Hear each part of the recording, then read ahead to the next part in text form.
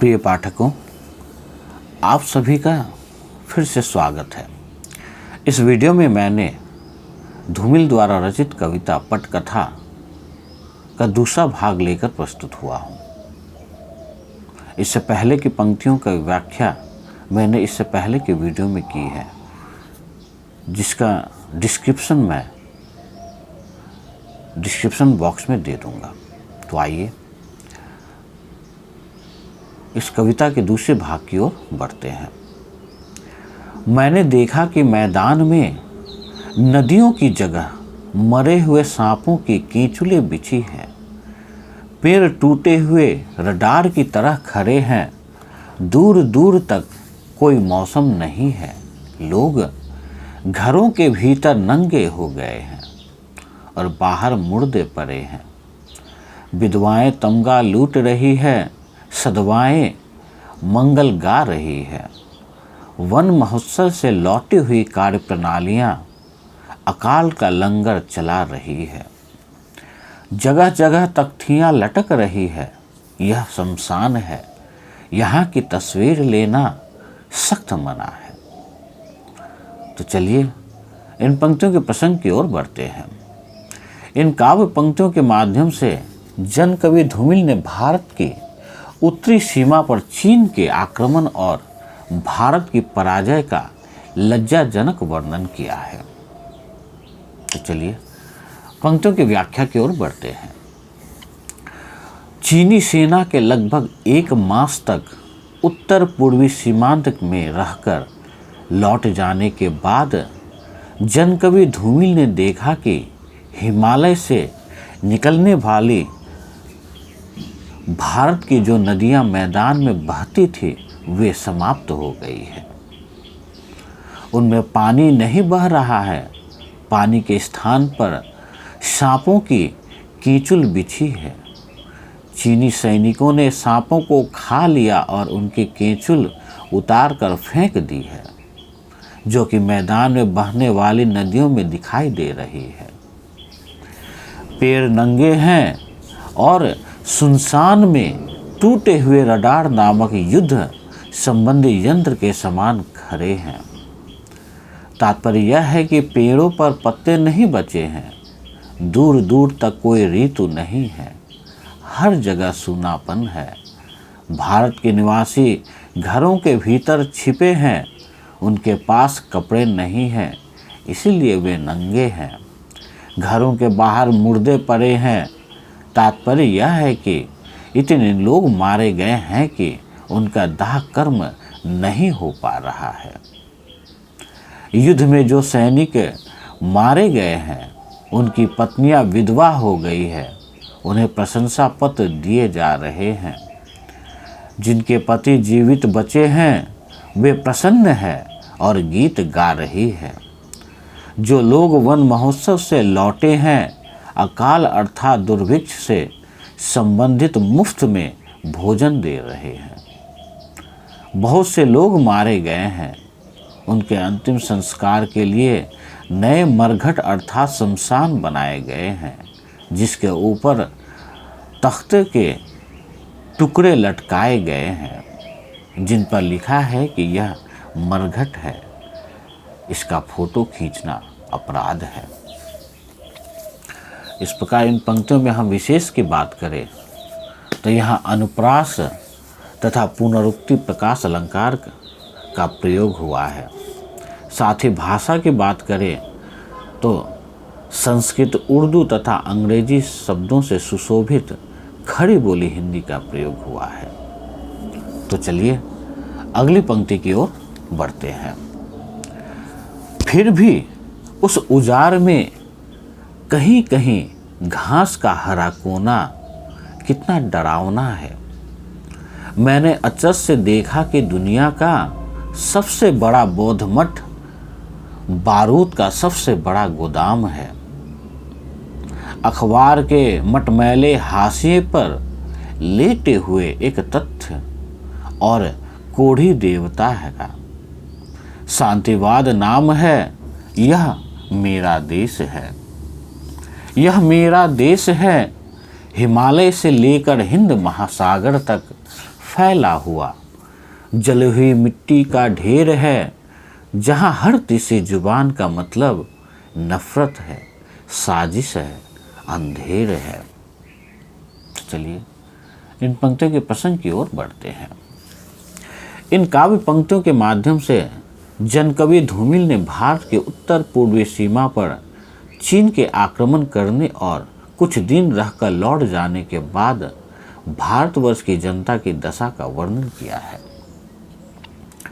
तो चलिए पंक्तियों की व्याख्या करते हैं। चीन की सेना के चले जाने के बाद पूरा भारत भूमि शमशान बन गया था। इतना होने पर उस उजर अर्थात जनहित स्थान में कहीं कहीं हरी घास थी। इस हरी घास का होना बहुत डरावना जान पड़ता था। जनवादी कवि धूमिल ने आश्चर्य का भाव प्रकट करते हुए देखा कि दुनिया का सबसे बड़ा बौद्ध मठ अर्थात चीन देश बारूद का सबसे बड़ा गोदाम है। शांति और अहिंसा की प्रधानता वाले बौद्ध धर्म को मानने वाला युद्ध के सामान का सबसे बड़ा स्थान बन गया था। इस परिवर्तन पर आश्चर्य होना स्वाभाविक था। कवि धूमिल को जान पड़ता कि शांतिवाद उस कोढ़ी देवता का नाम है जो अखबार के हाशिए पर लेटा है। तात्पर्य यह है कि समाचार पत्रों में शांतिवाद के लिए भी स्थान नहीं था। महात्मा गांधी और जवाहरलाल नेहरू की इच्छा के अनुसार चलने वाला देश जो हिमालय पर्वत से हिंद महासागर तक फैला हुआ है, चीनी सेना के आक्रमण के कारण जली हुई मिट्टी का ढेर बन गया है। तात्पर्य यह है कि यहाँ की मिट्टी तक जल गई है। इस देश में जो भाषाएं बोली जाती थी उनकी हर तीसरी भाषा में घृणा, षड्यंत्र और अन्याय की प्रधानता थी। इस प्रकार इन पंक्तियों में हम विशेष की बात करें तो यहाँ अनुप्रास तथा कहीं कहीं पुनरुक्ति प्रकाश अलंकार का प्रयोग हुआ है एवं भाषा में संस्कृत तथा उर्दू भाषा के शब्दों से सुशोभित खड़ी बोली हिंदी का प्रयोग हुआ है। तो चलिए अगली पंक्ति की ओर बढ़ते हैं। यह मेरा देश है और यह मेरे देश की जनता है। जनता क्या है? एक शब्द, सिर्फ एक शब्द है। कुहरा कीचड़ और कांच से बना हुआ एक भेड़ है। दो दूसरों की ठंड के लिए अपनी पीठ पर ऊन की फसल ढो रही है। एक पेड़ है जो ढलान पर हर आती जाती हवा के जुबान में हाँ हाँ करता है, क्योंकि अपनी हरियाली से डरता है। तो चलिए इन पंक्तियों के प्रसंग की ओर बढ़ते हैं। काव्य पंक्तियों के माध्यम से जनकवि धूमिल ने भारत की जनता और भारत भूमि की नई परिभाषा प्रस्तुत की है। तो चलिए व्याख्या की ओर बढ़ते हैं। यह मेरा देश भारतवर्ष और यह इस भारत देश की जनता है। अगर पूछा जाए कि भारत देश की जनता क्या है, इसका यही उत्तर होगा कि भारत की जनता वह शब्द है जो कोहरा, कीचड़ और कांच से बना है। तात्पर्य यह है कि भारत की जनता के विचार कोहरे के समान अस्पष्ट अर्थात पारदर्शी नहीं है। भारत की जनता कीचड़ के समान भावहीन और कांच के समान बहुत जल्दी टूट जाने वाली ऐसी भेड़ है जो दूसरे लोगों को ठंड से बचाने के लिए अपनी पीठ पर ऊन के रूप में फसल ढो रही है। तात्पर्य यह है कि भारत की जनता अपने लिए कुछ भी नहीं उपजा रही है। वह जो कुछ उपजा रही है वह अपने नेताओं और अधिकारियों की सुख सुविधा के लिए उपजा रही है। उन्हीं के लिए सब कुछ कर रही है। भारत की जनता ऐसा पेड़ है जो ढलान वाले धरती पर खड़ा है और आती जाती हवा की भाषा में हाँ हाँ कर रही है। तात्पर्य यह है कि भारत की जनता सभी नेताओं और अधिकारियों का बिना विचारे समर्थन करती है। भारत की जनता अपनी हरियाली से डरने वाले पेड़ के समान है और भारत की जनता इसलिए किसी का विरोध नहीं करती कि वैसा करने पर उसकी संपत्ति नष्ट हो जाएगी। इस प्रकार यहाँ विशेष की बात करें तो अनुप्रास तथा ध्वनिसाम्य अलंकार का प्रयोग हुआ है, एवं भाषा की बात करें तो व्यंग्य तथा संस्कृत और उर्दू के शब्दों से सुशोभित खड़ी बोली हिंदी का यहाँ प्रयोग हुआ है। तो चलिए अगली पंक्ति की ओर बढ़ते हैं। गाँवों में गंदे पनालों से लेकर शहर के शिवालों तक फैली हुई कथाकली की अमूर्त मुद्रा है यह जनता। उसकी श्रद्धा अटूट है। उसको समझा दिया गया है कि यहाँ ऐसा जनतंत्र है जिसमें घोड़े और घास को एक जैसी छूट है। कैसी विडंबना है, कैसा झूठ है। दरअसल अपने यहाँ जनतंत्र एक ऐसा तमाशा है जिसकी जान मदारी की भाषा है। तो चलिए पंक्तियों के प्रसंग की ओर बढ़ते हैं। इन काव्य पंक्तियों के माध्यम से जनकवि धूमिल ने भारत के जनतंत्र पर व्यंग्य किया है। तो चलिए पंक्तियों की व्याख्या करते हैं। कथकली नाम के भारतीय शास्त्रीय नृत्य की निराकार आकृति ही भारतीय जनता है। यह जनता गांवों के गंदे पनालों अर्थात नालियों से लेकर शहर के शिव मंदिरों तक फैली हुई है। तात्पर्य यह है कि भारत के गांव इतने निर्धन हैं कि वहां पर गंदी नालियां हैं और शहर इतने संपन्न है कि वहां शिव मंदिर बने हुए हैं। भारत की जनता ऐसी है कि जनतंत्र में उसकी श्रद्धा कभी समाप्त होने वाली नहीं है। भारत के नेताओं ने भारत की जनता को यह समझा दिया है कि इस जनतंत्र में तभी जीवित रहा जा सकता है जब नेताओं और जनता में घोड़े तथा घास के समान छूट हो। तात्पर्य यह है कि जिस प्रकार घोड़े को घास खाने की छूट है, उसी प्रकार भारतीय जनतंत्र में नेताओं को जनता को लूटने और सताने की छूट है। यह कितनी बुरी ठगई और स्वतंत्रता है और जनतंत्र के नाम पर झूठ चल रहा है। वास्तव में भारत देश में जनतंत्र एक प्रकार का तमाशा और मदारी की भाषा इसकी जान है। तात्पर्य यह है कि जिस प्रकार तमाशे में मदारी की भाषा ही सब कुछ होती है, उसी प्रकार भारत के जनतंत्र में नेताओं का कथन और अधिकार ही सब कुछ है। यहाँ पर जनता को कोई अधिकार नहीं है।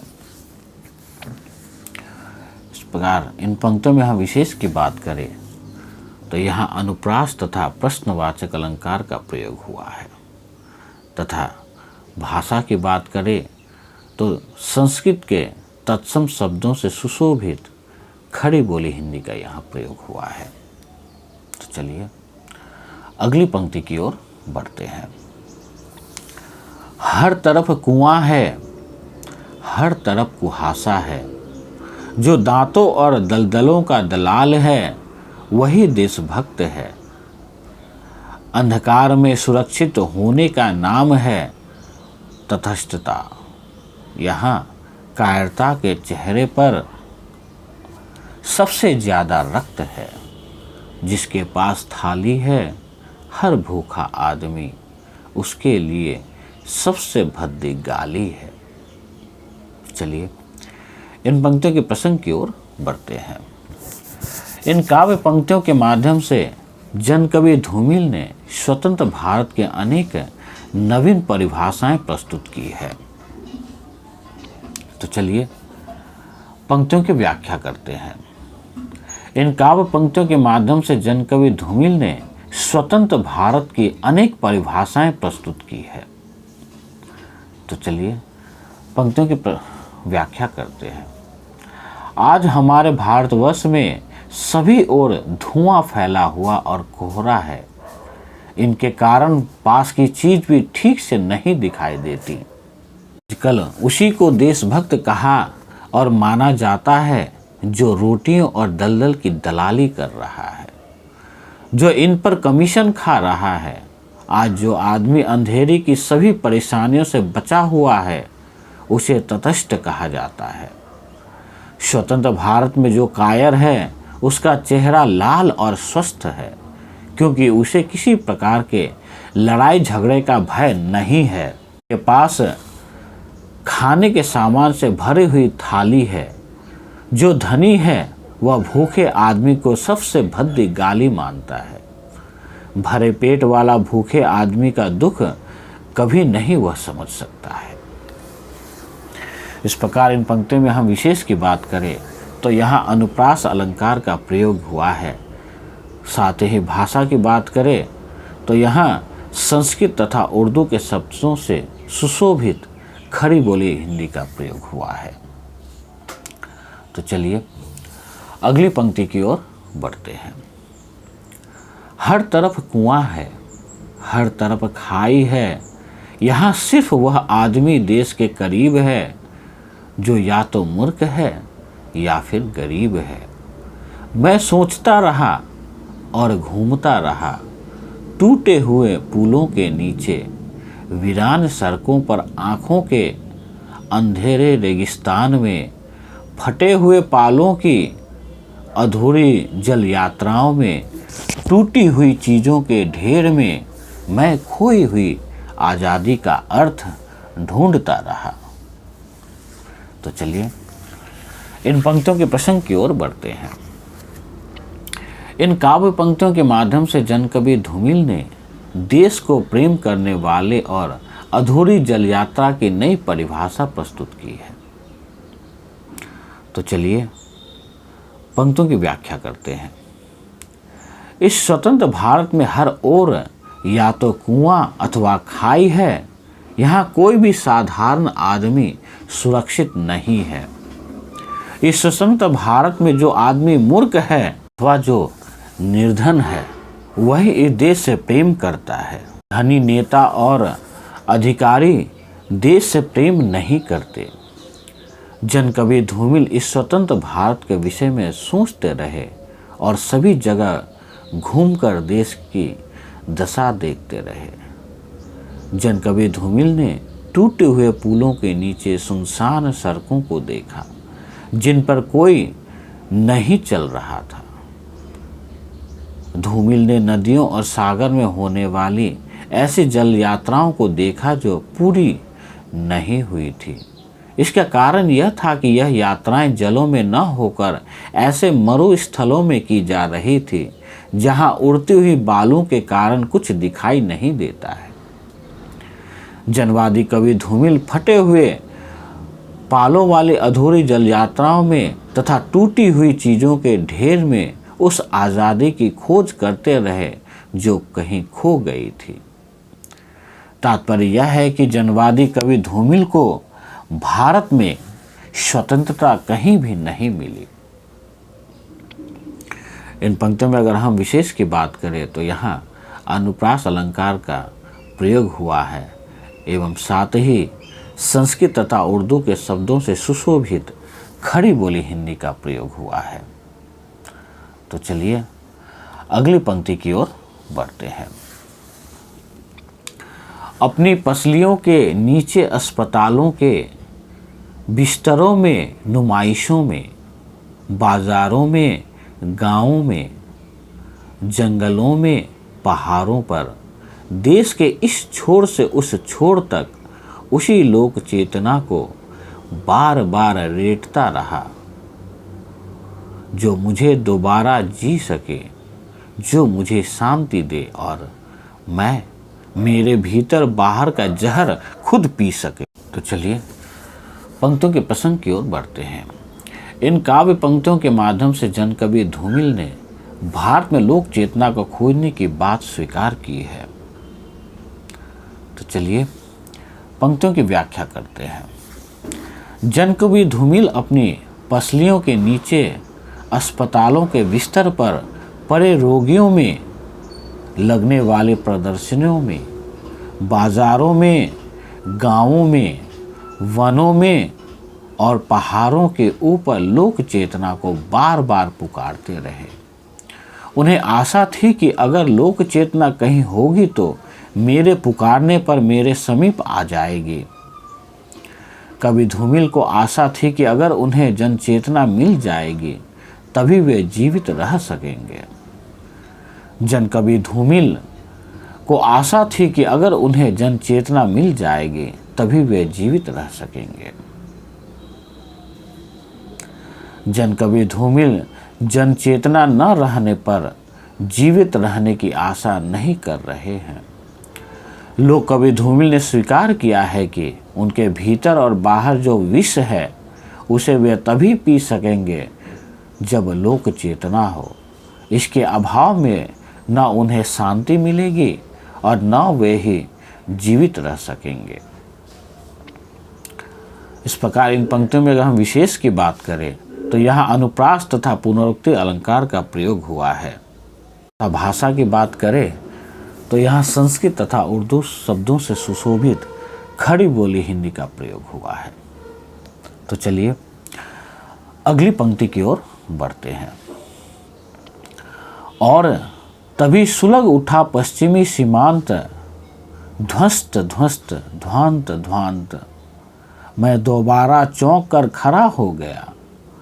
जो चेहरा आत्महीनता की स्वीकृति में कंधों पर लुढ़क रहा था, किसी झनझनाते चाकू की तरह खुलकर कड़ा हो गया। अचानक अपने आप में जिंदा होने की यह घटना इस देश की परंपरा की एक बेमिसाल कड़ी थी, लेकिन इसे साहस मत कहो। दरअसल यह पुट्ठों तक चोट खाई हुई गाय की घृणा थी, जिंदा रहने की पुरजोर कोशिश जो उस आदमखोर की हवस से बड़ी थी। ये पंक्तियों के प्रसंग की ओर बढ़ते हैं। इन काव्य पंक्तियों के माध्यम से जन कवि धूमिल ने विनाशकारी की अपेक्षा जीवित रहने की शक्ति को बड़ा बताया है। तो चलिए पंक्तियों की व्याख्या करते हैं। कवि धूमिल जन चेतना को खोज रहे थे कि तभी भारत का पश्चिमी सीमांत जल उठा, अर्थात पाकिस्तान के आक्रमण के कारण पश्चिम की सीमा पर रहने वाले लोग विचलित हो उठे। चारों ओर तबाही और अंधकार व्याप्त हो गया। कवि धूमिल फिर से चौंक कर खड़े हो गए। उनका जो चेहरा अपने आप को तुच्छ समझकर अचेत या बेहोश होकर गिर रहा था, वह पाकिस्तान के आक्रमण के कारण शब्द करते हुए चाकू की भांति खुलकर दृढ़ हो गया। उनमें चेतना आ गई। वैसे अपने आप जागरूक चेतन होने की यह बात नई नहीं है, बल्कि यह इस देश की परंपरा रही है कि जब जब बाहरी आक्रमण हुआ है तब तब हम में चेतना जागी है, वरना हम तो सोते ही रहे हैं। इस प्रकार की चेतना या जागृति को साहस नहीं कहा जा सकता। वास्तव में यह चेतना तो पुट्ठों तक चोट खा चुकी गाय की घृणा के समान है। यह जोश तो वास्तव में मनुष्य के जीवित रहने का दृढ़ प्रयास है, जो आदमखोर अर्थात मानव भक्षी की बलशाली चाहत से कहीं कड़ी बड़ी इच्छा है। तात्पर्य यह है कि पाकिस्तान के आक्रमण से भारतीयों में उपजी चेतना मात्र कुछ समय की है। इन पंक्तियों में अगर हम विशेष की बात करें तो यहाँ अनुप्रास तथा पुनरुक्ति अलंकार का प्रयोग हुआ है एवं साथ ही उर्दू तथा संस्कृत शब्दों से सुशोभित खड़ी बोली हिंदी का प्रयोग हुआ है। तो चलिए अगली पंक्ति की ओर बढ़ते हैं। मगर उसके तुरंत बाद मुझे झेलनी पड़ी थी सबसे बड़ी ट्रेजेडी। अपने इतिहास की। जब दुनिया के स्याह और सफ़ेद चेहरों ने विस्मय से देखा कि ताशकंद में समझौते की सफ़ेद चादर के नीचे एक शांति यात्री की लाश थी, और अब यह किसी पौराणिक कथा के उपसंहार की तरह है कि इसे देश में रोशनी उन पहाड़ों से आई थी जहां मेरे पड़ोसी ने मात खाई थी। तो चलिए पंक्तियों की प्रसंग की ओर बढ़ते हैं। इन काव्य पंक्तियों के माध्यम से जन कवि धूमिल ने भारत से पाकिस्तान के पराजित होने के बाद रूस के प्रसिद्ध नगर में भारत के द्वितीय प्रधानमंत्री लाल बहादुर शास्त्री की मृत्यु का वर्णन किया है। तो चलिए पंक्तियों की व्याख्या करते हैं। भारत के पश्चिमी सीमांत अर्थात पाकिस्तान की पराजय के बाद जन कवि धूमिल को एक दुखांत कथा को सहन करना पड़ा। यह भारत के इतिहास में होने वाली सबसे बड़ी दुखांत कहानी थी। रूस के प्रसिद्ध शहर ताशकंद में स्वतंत्र भारत के द्वितीय प्रधानमंत्री लाल बहादुर शास्त्री की मृत्यु हो गई। इससे संसार के काले रंग वाले और गोरे रंग वाले चेहरों ने अर्थात दुनिया के लोगों ने आश्चर्य के साथ देखा कि रूस के प्रसिद्ध शहर ताशकंद में पाकिस्तान के साथ समझौता करने गए लाल बहादुर शास्त्री की लाश एक सफ़ेद रंग की चादर के नीचे थी।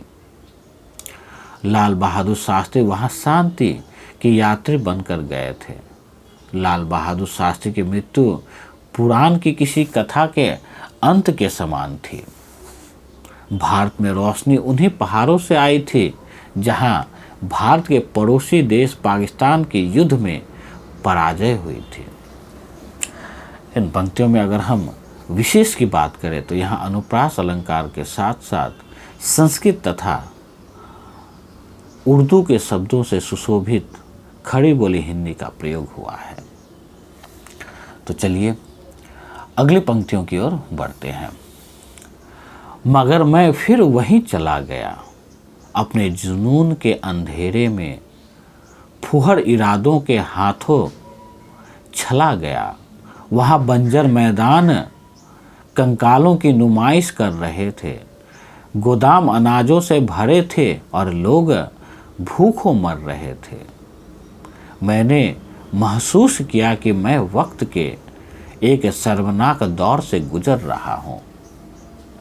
अब ऐसा वक्त आ गया है जब कोई किसी का झुलसा हुआ चेहरा नहीं देखता है। अब न तो कोई किसी की खाली पेट देखता है, न थरथराती हुई टांगे, और न ढला हुआ सूर्यहीन कंधा देखता है। हर आदमी सिर्फ कंधा देखता है। सबसे भाईचारा भुला दिया है। आत्मा की सरलता को भुलाकर मतलब के अंधेरे में एक राष्ट्रीय मुहावरे की बगल में सुला दिया है। तो चलिए इन पंक्तियों के प्रसंग की ओर बढ़ते हैं। इन काव्य पंक्तियों के माध्यम से जन कवि धूमिल ने भारत पाकिस्तान के युद्ध स्थल पर जाने का वर्णन किया है। तो चलिए पंक्तियों की व्याख्या करते हैं। इसके बाद जन कवि धूमिल उसी स्थान पर चले गए। जन कवि धूमिल के मन में जो एक प्रकार का पागलपन था, उसने उनके सामने अंधेरा कर दिया। इस प्रकार धूमिल के मन में जो असभ्य इरादे अथवा सभ्यताहीन विचार थे, उन्होंने उनके साथ धोखा किया। वहाँ पर ऐसे मैदान थे जिनमें खेती नहीं की जा सकती, अर्थात फसल नहीं उपजाई जा सकती। उस मैदान में कंकालों का प्रदर्शन हो रहा था, जहाँ तरह तरह के कंकाल पड़े थे। एक ओर गोदामों में अनाज भरा था, पर दूसरी ओर लोग भूखे मर रहे थे, अर्थात उन्हें खाना नहीं मिल रहा था। इसे देखकर मुझे अर्थात कवि को ऐसा अनुभव हुआ कि मैं अर्थात वह समय की ऐसे दशा में जी रहा है जो लज्जाजनक अर्थात शर्मिंदा करने वाली है। अब इस तरह का समय आने का अनुभव धूमिल को हुआ। ऐसे समय में कोई भी दूसरे की आँख से थोड़ा जला हुआ चेहरा भी नहीं देखता है, और यह भी कोई नहीं देखता कि दूसरा आदमी भूखा है या उसका पेट खाली है। कोई यह भी नहीं देखता कि दूसरे आदमी के पैर कमजोरी या दुर्बलता के कारण कांप रहे हैं। तात्पर्य यह है कि कोई किसी की भूख और कमजोरी को नहीं समझ रहा था। अब इस प्रकार का समय आ गया था कि कोई दूसरे आदमी का ऐसा कंधा नहीं देखता जिस पर सूर्य का प्रकाश नहीं पड़ रहा था। इस समय हर आदमी अपनी जीविका का साधन देख रहा था। सभी को अपनी जीविका की चिंता थी। दूसरे बेकार और भूखे हैं, इसकी चिंता कोई नहीं करता। यह कोई नहीं सोचता कि इसको क्या परेशानी है। सभी ने भाईचारा भुलाकर आत्मा का सीधापन समाप्त कर दिया है। हम एक ऐसा मुहावरा भूल गए हैं जो पूरे राष्ट्र में चलता है।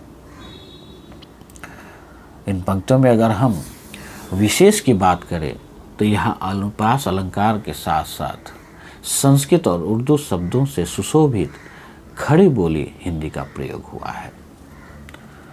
तो अगली पंक्तियों के साथ फिर से तीसरे भाग में हम हाजिर होंगे। आज के लिए इतना ही। धन्यवाद।